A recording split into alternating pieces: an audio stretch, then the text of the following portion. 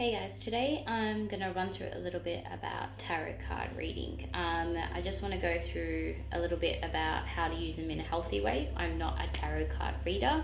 I use these more for a guide on things that I already know, and I don't take it for gospel. So I just think there's a lot of misconception about tarot and how to use them in a good and healthy way. These aren't supposed to be how you run your life. They literally just more on guidance in a positive way or confirmation more than anything. I tend to use them less as I've gotten older because I trust my gut and my intuition, and subconsciously you always know things that maybe you don't want to address. There are lots of different styles of tarot decks on the market. You can get things like angel cards. This one here is a traveler card which I use for a 12-month wheel.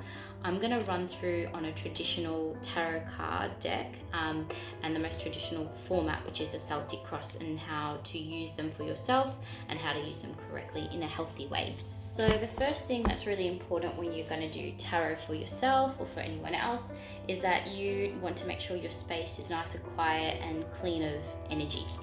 So whether or not you want to rip out your crystals, whether or not you want to put some candles or burn some sage, completely up to you on how you want to do them. So that's the first thing. The other thing when you start with your tarot deck is that try and touch the cards with like good intentions. The way that tarot tends to work is you may have a question in your head, so I want to find out about my love, okay? But actually money and career will come through when you do your actual reading, because actually that's the thing that needs to be addressed for you to achieve the love. So sometimes it filters through our superficial thoughts and goes into more of a conscious thinking or subconscious way. Again, not fortune teller. The way that I tend to do them is that someone will ask me for a reading, I will pull out the cards. Don't need to know what your question is, don't need to know much about you. You just have to tell me I want a reading. I will pull them out with a thought of you in my mind, and then you interpret it as you want. So I'll tell you what those cards mean, but I'm not going to predict anything for you because that's not my style.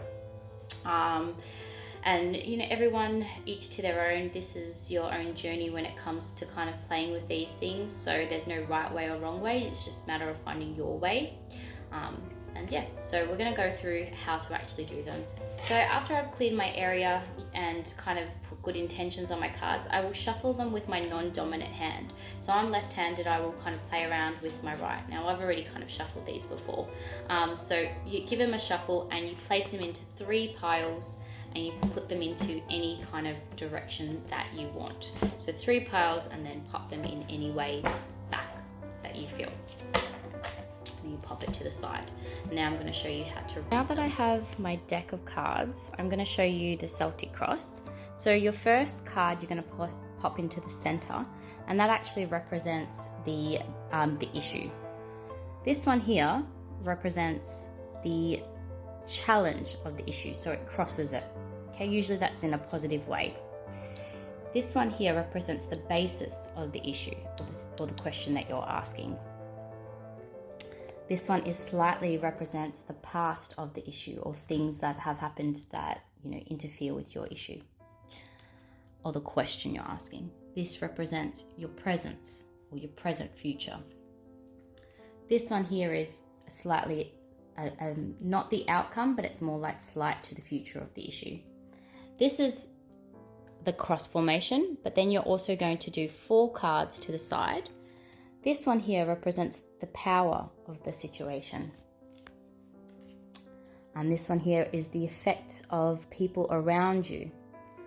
And the next ones are outcomes. All right, so whenever someone sees this card, please don't panic. It often is in a positive way. It can be an end to a challenging situation, whether it be financial, career, relationships, all those type things. So when you see that card, please don't panic.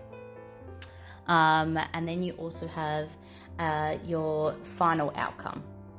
Again, these are just guides. I don't tell people these are gospel.